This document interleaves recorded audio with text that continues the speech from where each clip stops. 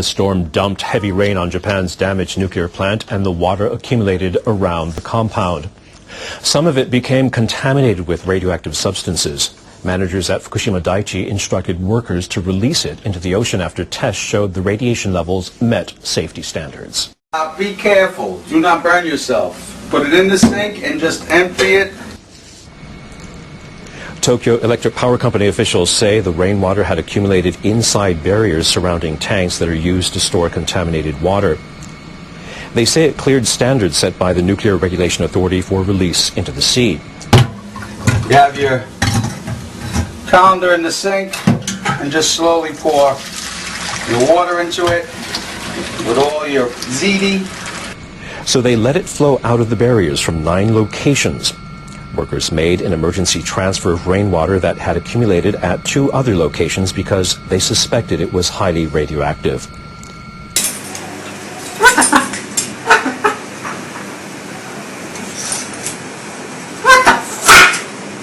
They pumped it into an underground storage pool and will leave it there temporarily.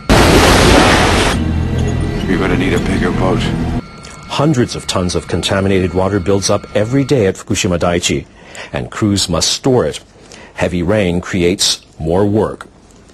After a storm earlier this month, plant managers had additional storage tanks built and increased patrols to stop contaminated water from escaping. Tainted rainwater flowed over barriers at the time and seeped out of an overfilled tank.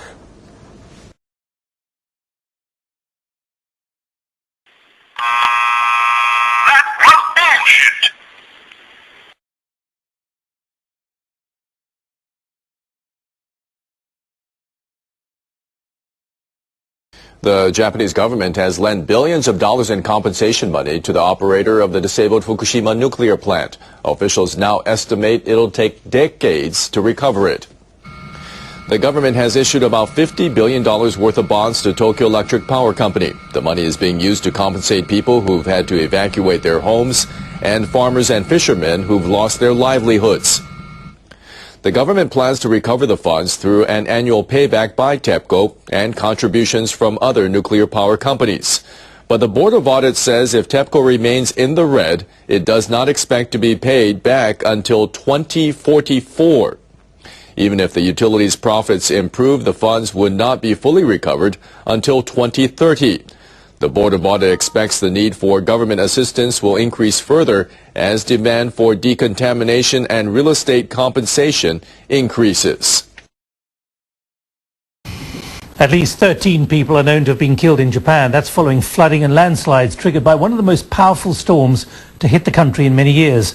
Typhoon Wifa brushed the Japanese coast, heading northeast past the crippled Fukushima nuclear plant. Its operator TEPCO is pumping rainwater out of the facility to prevent further flooding. Tokyo takes a battering from high winds and driving rain.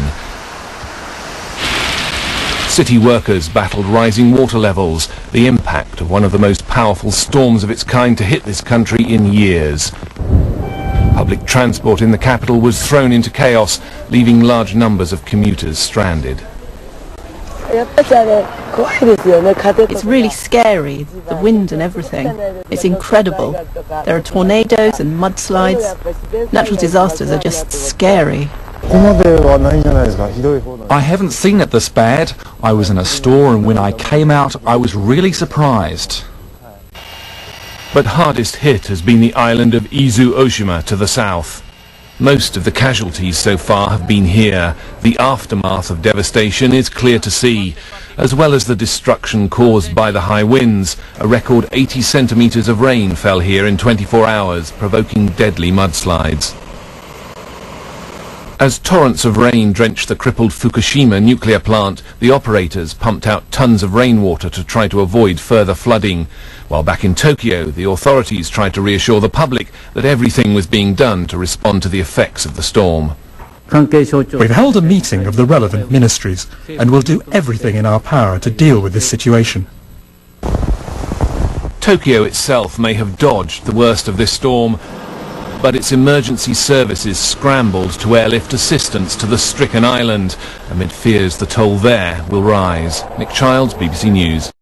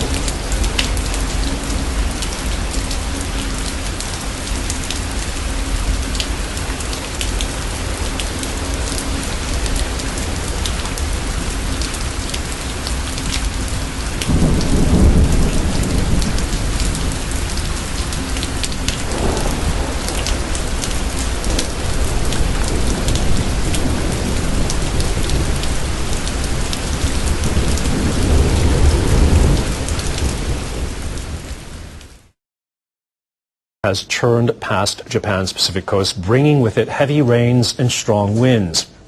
Typhoon Wipa killed at least 17 people, almost all of them on an island south of Tokyo. Damage on Izu Oshima is widespread and dozens of residents are missing. NHK World's Mitsuko Nishikawa reports. Typhoon Wipa left a trail of destruction on Izu Oshima, one that stretches on and on. The island's residents have never seen this much rain. More than 800 millimeters fell in 24 hours. That's more than double the average rainfall for October, and the heaviest downpour on record. It was too much for some areas to absorb. That hillside over there collapsed. The area behind that house is completely gone.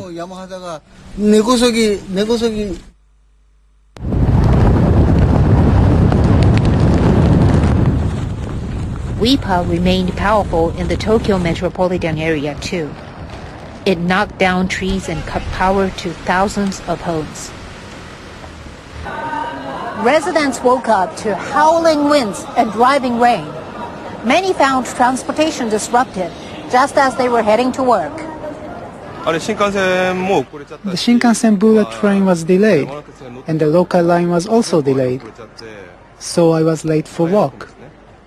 I had to cancel my business meeting this morning. The typhoon caused disruption throughout the region. Airlines canceled more than 500 flights. Rail companies reduced bullet trains and local train services. Subway operators scaled back their schedules. By the afternoon, things were back to normal on many lines, and the storm weakened later in the day as it headed north. Now, those who felt its wrath are cleaning up. The full scale of the damage is not yet known. Rescuers are looking for the missing. Officials with the Japan Meteorological Agency are warning people to be cautious. They say more landslides are possible. Mitsuko Nishikawa, NHK World, Tokyo. The Japanese government is urging the private sector to help make the country more tourist-friendly ahead of the 2020 Olympics and Paralympics in Tokyo. Oh my God! More than 300 people took part in a meeting organized by the tourism agency. They were related to the travel, hotel, and transport industries. The agency commissioner Shigeto Kubo said the public and private sectors should take the Olympics as a golden opportunity to cooperate. We believe we need to make efforts, step by step, to make our country more friendly to foreign visitors. Officials from the agency and transport ministry called for support in providing multilingual signboards at tourist and transport facilities. They also asked for setting up more information centers for foreign tourists and zones that allow visitors free access to Wi-Fi.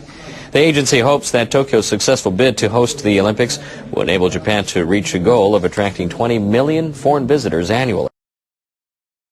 Delegates from Iran and 6 world powers have sat down for their second day of talks on the country's nuclear program. A senior Iranian representative has suggested his delegation is ready to give some ground on Tehran's uranium enrichment program. The enrichment itself cannot be compromised. It's a right for Iran, and we reserve this right for the Iranian people to have an enrichment program. But the size of this program, the level of it, the scope of it, is something that we can negotiate. Deputy Foreign Minister Abbas Araghchi spoke to NHK before Wednesday's meeting in Geneva. He said the proposal the Iranians presented a day earlier spells out a step-by-step approach for each side. He called it realistic and well-balanced. He argued a breakthrough is possible if the 6 powers take it seriously. Western negotiators include EU Foreign Policy Chief Catherine Ashton and envoys from the U.S., Britain, France, Russia, China, and Germany. They praised the Iranian proposal, but no details have been released. The Western powers believe Iranian scientists are getting closer to enriching uranium to weapons grade. Leaders in Tehran say Their nuclear program is for peaceful purposes, and they want U.S.-led economic sanctions eased. October 16, 2013. We're looking at the polar view from NextLab satellite imaging. Now, this is the storm that we watched a couple of days ago, guys, on the video talking about it, and it skirted just off the coast of Japan, and they reported some record rainfall there. They hadn't kept records in all of those areas, but one area said that it was about between 20 and 30 inches in about 20 hours, guys, so that's a lot of rain. And I saw pictures that tremendous landslides down the mountains with bridges and roads and homes gone, and some folks have been found dead and some missing.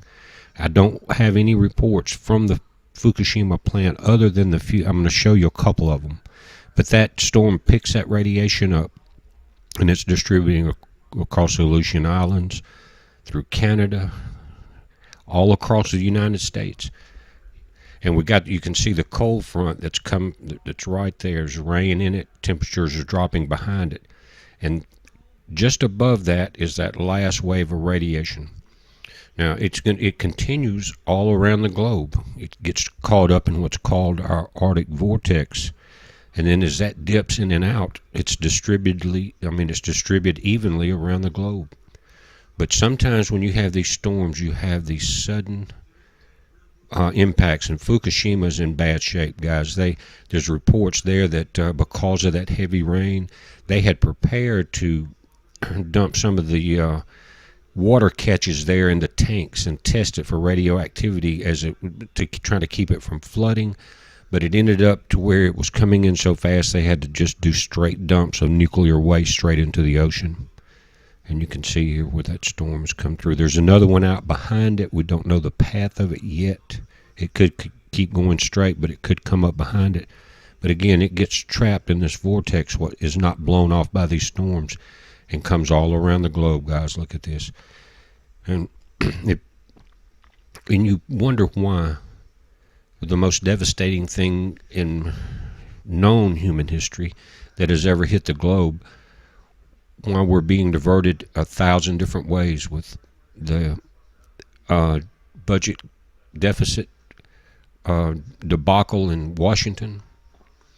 And all they're doing is they're concerned about China. And China is real concerned about Fukushima, one of the only nations speaking out, but it's because it's right there in their back door across just a small sea, guys. Maybe that's why they want to come to the United States so bad.